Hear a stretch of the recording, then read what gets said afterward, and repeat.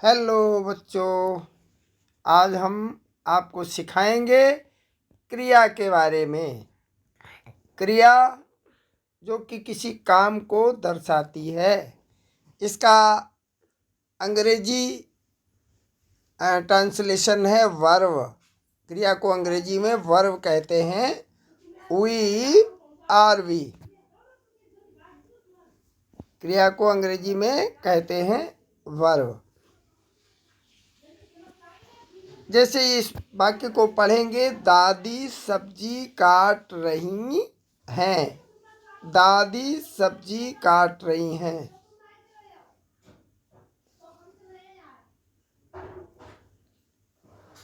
दादी सब्जी काट रही हैं।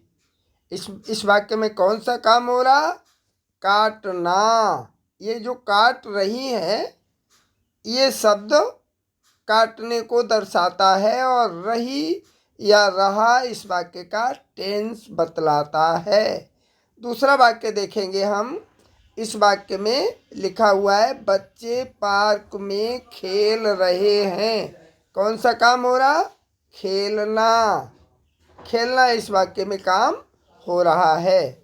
आगे और चलेंगे, इसको पढ़ेंगे, पक्षी आसमान में उड़ रहे हैं। इस वाक्य में कौन सा काम हो रहा? उड़ना। इस वाक्य में कौन सा काम हो रहा? उड़ना। अगले वाक्य को फिर पढ़ेंगे, माँ रसोई में खाना बना रही हैं। इस वाक्य में कौन सा काम हो रहा? बनाना। क्या बनाना?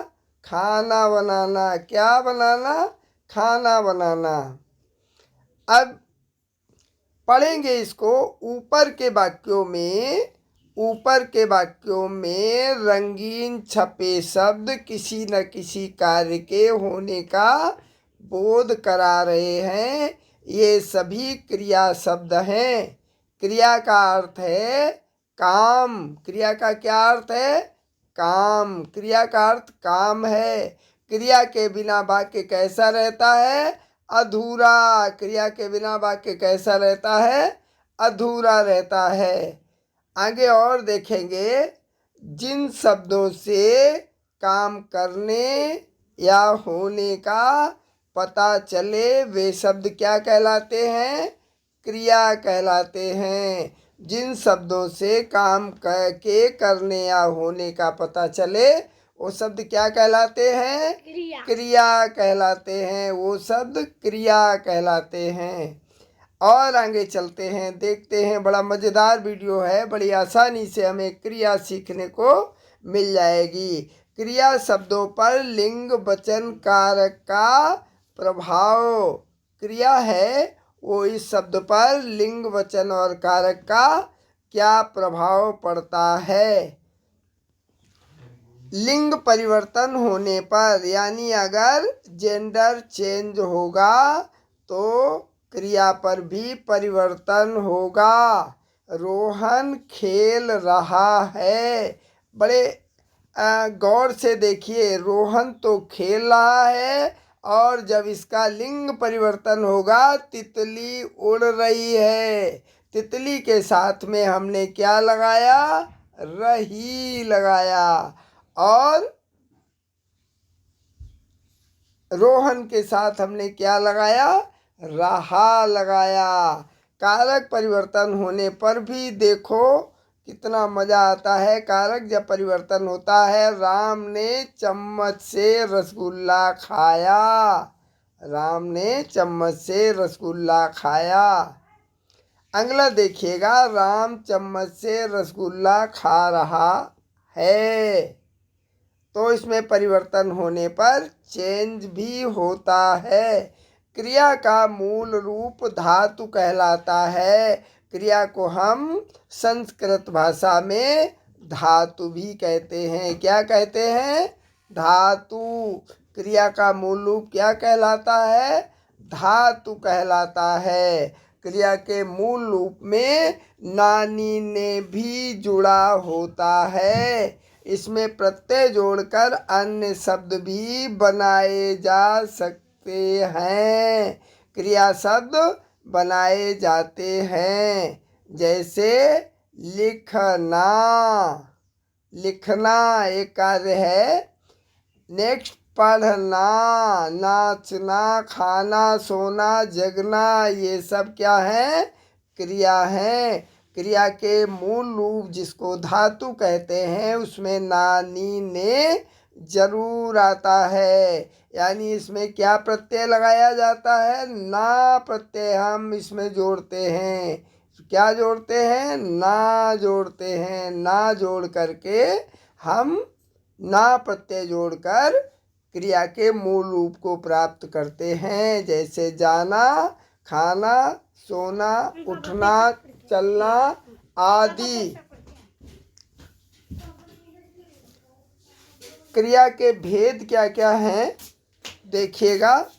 यानी क्रिया के कितने भेद हैं, क्रिया कितने प्रकार की होती है देखेंगे। क्रिया के कितने भेद हैं? तो क्रिया के भेद कितने होते हैं? दो भेद होते हैं क्रिया के। एक होती है सकर्मक क्रिया और दूसरी अकर्मक क्रिया। एक क्रिया जिसमें कर्म भी हो वो सकर्मक क्रिया है और जिसमें कर्म नहीं हो वो अकर्मक क्रिया है। सकर्मक क्रिया सामान्य होता है सहित। सामान्य क्या होता है? सहित। कर्म अर्थात कर्म के साथ। कर्म के साथ जो क्रिया होती है यानी उसमें क्रिया के बाद में भी कर्म जरूरी है तो उस क्रिया को क्या कहते हैं? सकर्मक क्रिया कहते हैं। कर्म के साथ वाली क्रिया को क्या कहते हैं? सकर्मक क्रिया। देखो वाक्य को बड़ी आसानी से समझ में आ जाएगा कि सकर्मक क्रिया क्या होती है। राम केला खा रहा है। राम क्या खा रहा है? केला। इसमें जो कर्ता है वो कौन है? कर्ता तो हो गया राम और खा मीन्स खाना। खाना क्या हो गया? क्रिया हो गई। और क्या खा रहा है? क्या खा रहा है? तो हमें उत्तर मिला केला। तो ये केला जो है वो क्या है? हमारा कर्म है। नेक्स्ट दूसरे को देखेंगे। खुशी शरबत पी रही है। खुशी क्या पी रही है? शरबत पी रही है। तो इस वाक्य में कर्ता कौन हो गया? खुशी हो गई। क्रिया क्या है? क्रिया हो गई पीना। पीना एक काम है इसलिए ये पीना क्या है? क्रिया है। और इस वाक्य में शरबत क्या है? शरबत है कर्म। शरबत क्या है? कर्म है। शरबत हमारा कर्म है। इन वाक्यों में क्रिया के साथ क्या किसे प्रश्न करने पर जो उत्तर मिलता है वो कर्म कहलाता है। इस वाक्य में क्रिया के साथ क्या प्रश्न पूछने पर जो हमें उत्तर मिलेगा वो क्या होगा? कर्म होगा। जैसे राम क्या खा रहा है? राम क्या खा रहा है? उत्तर में जो मिलेगा वो क्या होगा? कर्म। क्या पूछो और कर्म आपको मिल जाएगा। खुशी क्या पी रही है? खुशी पी रही है शरबत। आगे चलेंगे देखेंगे जिस क्रिया में कर्म पाया जाता है वो कैसी क्रिया कहलाती है? सकर्मक क्रिया कहलाती है। जिस क्रिया में कर्म पाया जाता है वो कैसी क्रिया होती है? वो सकर्मक क्रिया होती है। यानी कर्म भी हो तो सकर्मक, कर्म की कोई ज़रूरत ना हो तो अकर्मक, यानी कर्म के बिना हो तो अकर्मक। देखेंगे अकर्मक क्रिया आ माने होता है के बिना। आ माने क्या होता है? नहीं होता है या के बिना होता है। कर्म के बिना। आ किसी के पीछे लग जाता है तो समझो वाक्य उल्टा हो जाता है। आ मीन्स रहित या बिना। जैसे इस वाक्य को देखेंगे। दीपिका पढ़ रही है। दीपिका क्या कर रही है? पढ़ रही है। यहाँ पढ़ना तो हो गया क्रिया। दीपिका हो गई कर्ता। और अब इसमें कर्म की आवश्यकता नहीं है। वाक्य पूरा हो गया, इसलिए इस वाक्य को जो पढ़ना है उसको कैसी क्रिया कहेंगे? अकर्मक क्रिया कहेंगे। दूसरा वाक्य देखेंगे, पक्षी उड़ रहे हैं। ये देखो पक्षी उड़ रहे हैं, पक्षी उड़ रहे हैं। उड़ना एक संपूर्ण कार्य है, कर्म की कोई जरूरत नहीं है, इसलिए ये उड़ना कैसी क्रिया है? अकर्मक क्रिया है। उड़ना कैसी क्रिया है? अकर्मक क्रिया है। पक्षी क्या कर रहे हैं? पक्षी उड़ रहे हैं और उड़ना एक संपूर्ण कार्य है। नेक्स्ट देखेंगे, दीपिका पढ़ रही है। इस वाक्य को जरा गौर से देखेंगे। दीपिका पढ़ रही है, इस वाक्य में दीपिका तो हो गई कर्ता, पढ़ना हो गई क्रिया।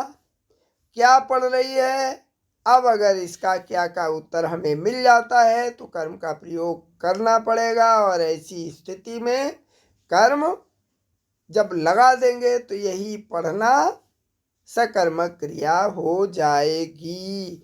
यहाँ कर्ता, केवल कर्ता और क्रिया का प्रयोग किया गया है।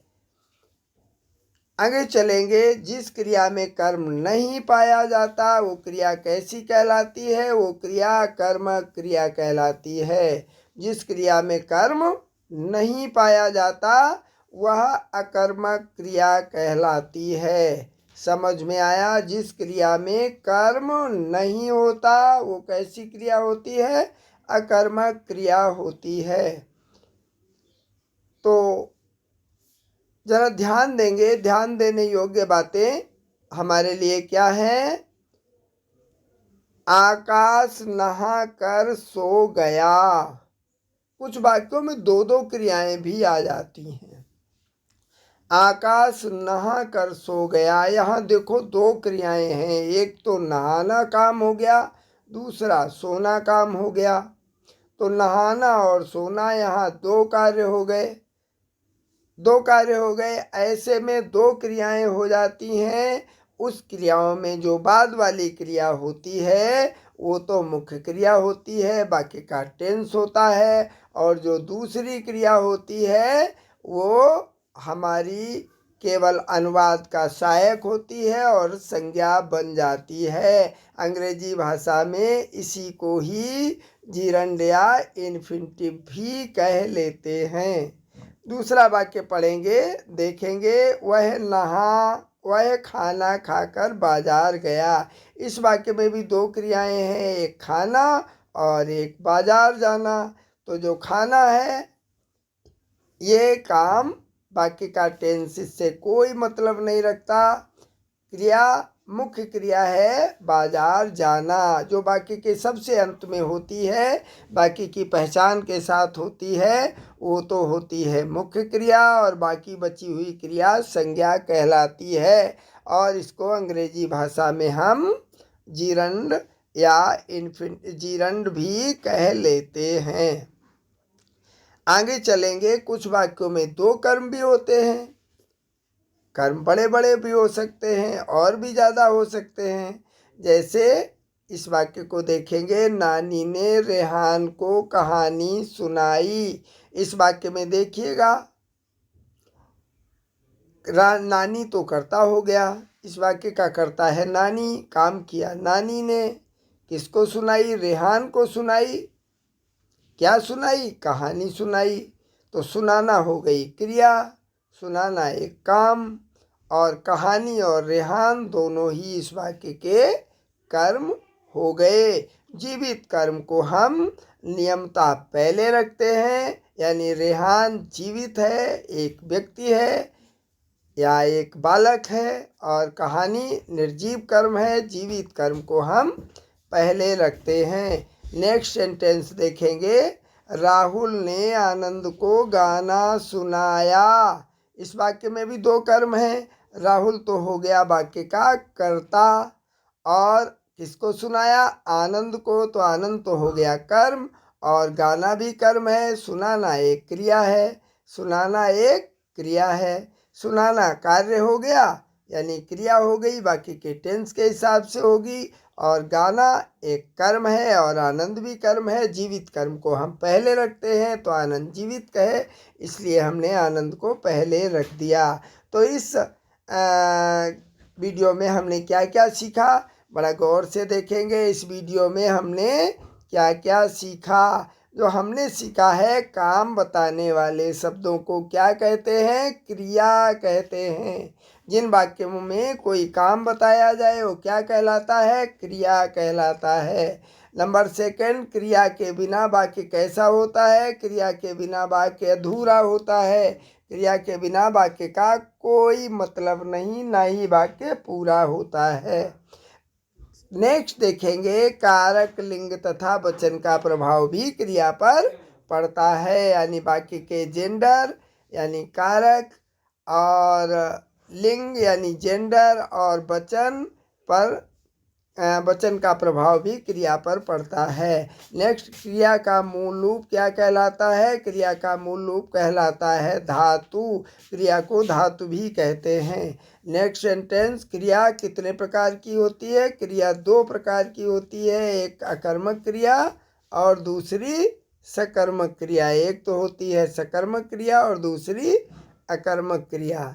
नेक्स्ट, जहाँ कर्म पाया जाता है यानी जिन वाक्यों में कर्म भी हो वो कैसी क्रिया होगी? सकर्मक क्रिया होगी। जिन वाक्यों में कर्म भी होगा वो कैसी क्रिया होगी? सकर्मक क्रिया होगी। और जहाँ कर्म नहीं पाया जाए उस क्रिया को कहते हैं अकर्मक क्रिया। क्रिया आप सब लोगों को बड़ी अच्छी तरीके से समझ में आ गई होगी। वीडियो अच्छा है, अच्छा लगा हो तो लाइक करें और इसी तरीके से और भी बड़े अच्छे मज़ेदार और नॉलेज वाले वीडियो देखने के लिए चैनल को सब्सक्राइब करें। बाय।